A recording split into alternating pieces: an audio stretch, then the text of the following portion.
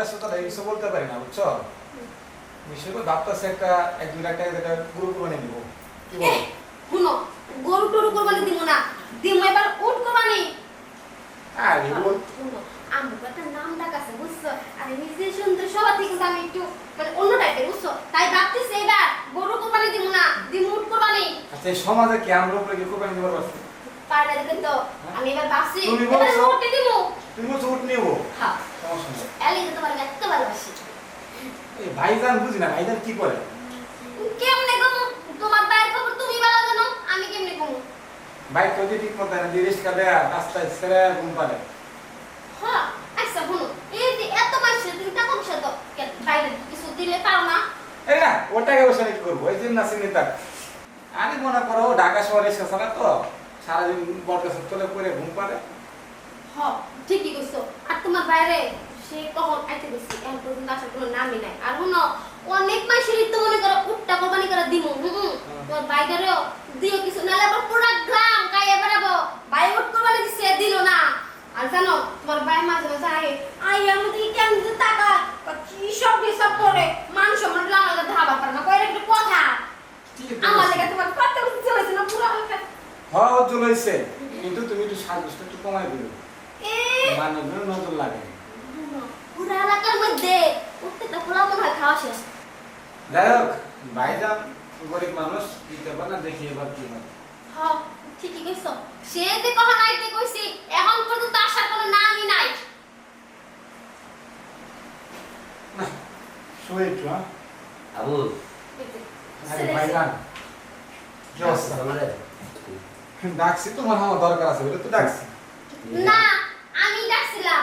আসলে কি হইতাছে প্রতিবার তো মনে করেন গরু কুরবানি দেই এবার ভাবছি গরু কুরবানি দিমু না দিমু একটা উট কুরবানি এখন যদি আবার না কয় পুরো গ্রাম তো আবার গায়ে বেড়াইবেন যে ভাই উট কুরবানি দিছে কইলো না আরে ভাই আর একটা কথা বলবো না আমি কিন্তু তোমার সাথে দেখা করতে আসি হ্যাঁ আপনি আমার সাথে হাঁটতে আরে চুপ আছেন থাকো ভাই শোন তুমি যেটা লেগে আনছি তোমার ভাবলাম একটা উট কোরবানি দিব কিন্তু উট করবেন যে হাতি করবেন যে ঘোড়া করবেন যে আমার ডাকছে ভাই, তুমি স্যার আমার কি আছে দেখো শোন এবার ভাবতাছি গরুর কোরবানি দিব না শোনা আপনি রে ট্যাক্সি কারণ নাকি জানেন এবার ভাবছি উট কুরবানি দিব মানে তখন যদি না দেয় পর তার গায়ে বেড়াবেন ভাই উট কুরবানি দিল না একটা কথা বলবো না আমি কিন্তু কই তোমার দেখছো সাথে কথা তোমার বলতে গায়ে আসি। আমার কেমনে কথা হ্যাঁ কথা বলতেছি আমি তো কাপড় মনে করবো আর তুমি আঙুল দাইতেছো কেন বলো বিষয় হচ্ছে কাম না করলে তো টাকা পাইবা না পাইবা বলবে যদি শোন হ্যাঁ বলো ভাই, শুরু থেকে বড় হয়েছে দুই ভাই একসাথে যখন মারা যায় তখন তুই ছোট দুধ খাস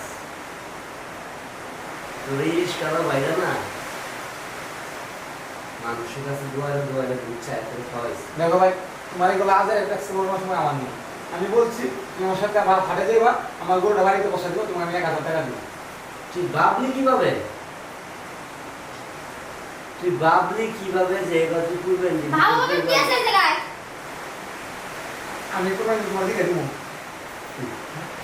তুই উঠ করবেন নিবি হাতি করবেন নিবি ঘোড়া করবেন কি ভাবে আর তুমি বলো ঠিক আছে তুমি কি করছো আমাকে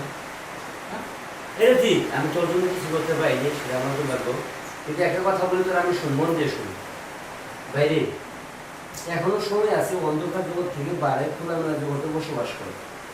আমাকে দিন চলে না রে হয়েছে আজ আর জ্ঞান দিলাম জ্ঞান না শুনে কি কথা বলি তুই আজকে যত টাকা নিয়ে যাই কুরবানি দিবি ডিম্বা কুরবানি দিবি খাসি কুরবানি দিবি গরু কুরবানি দিবি না কোনো কাজই হবো না এই কিন্তু কুরবানি হবো না শোন এত বেসার সময় না তুমি যাই দিই তোমার তোমার যাইতে পারি দেবো 7 দিন না খাই থাকবি তাও হারাম করতে আমি হাঁটবো হ্যাঁ হারাম করতে হাঁটবেন না আবার পুরো গ্রাম গায়ে বেড়াইতে পারেন চুপ আর একটা কথা বলবো না দেখছো ভাই না অবস্থা খারাপ হয়ে যাবে চুপ এই তুই ভুলে গেছস আমি যে তোর বড় ভাই দেখ কি অশৃঙ্খল পোশাক পরে থাকে তুই যখন খুব ছোট ছিলি না আজকে তোরা যে বাইরে অপমান করতেছিস এই বাইরে তোরে গাড়ো করে ওই রিস্কে চালায় তোরে লেখাপড়া করে শিক্ষিত করেছে কিন্তু লাভ কি তোর তো আমি হাফেজি পড়াইছিলাম রে। আমার তো অনেক স্বপ্ন ছিল আমি যখন মারা যাব আমার ভাই আমার জানাজা করবে। আর এখন মাদ্রাসা সাইরা দিয়ে সুদের ব্যবসা করতেছস। এর কাছে চিন্তায় সন্ত্রাসী চাঁদাবাজি কত কিছু কইরা বেড়াস। এই তুই কোরআন পড়ছ, তুই জানোস না সুদের টাকা দিয়ে কোনোদিন দেখা নাই যে সুদের টাকায় কোনোদিন কুরবানি হয় না। হালাল টাকা ছাড়া কোনো সৎ টাকা দিয়ে কুরবানি হবে না। ভাই গরিব লোকদের দান করবো কাম হবে না রে ভাই। ভাই আমার বলেছে ভাই, ভাই তুমি আমার করে দেবো ভাই। শোন ভাই, ভাই তুমি ধর আমার একটু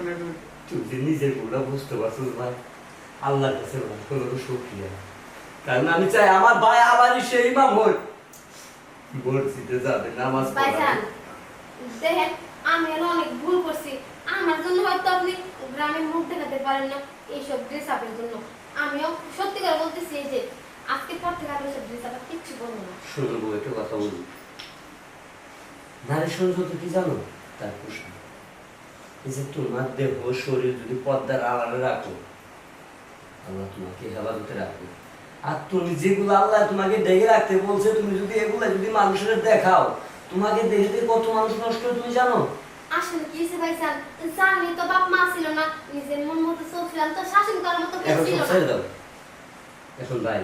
তুই আমাদের কথা দে, আবার এসে 5 ওয়াক্ত নামাজ পড়বি, আমার ভাইয়ের মতো চলাফেরা করবি। আমি তোমার কথা দিলাম, আমি আর সব টুট খাবো না ভাই। আমি আজকে থেকে 5 ওয়াক্ত নামাজ করো। চল, অনেক কষ্ট করে 5,000 টাকা ভাগ করছি, একটা ছাগল কিনবি। চলো কিনা দুই ভাই আর না মিলে কুরবানি দেবো না, গরু কুরবানি দেবো না, দুই ভাই ছাগল কুরবানি দেবো। চলো।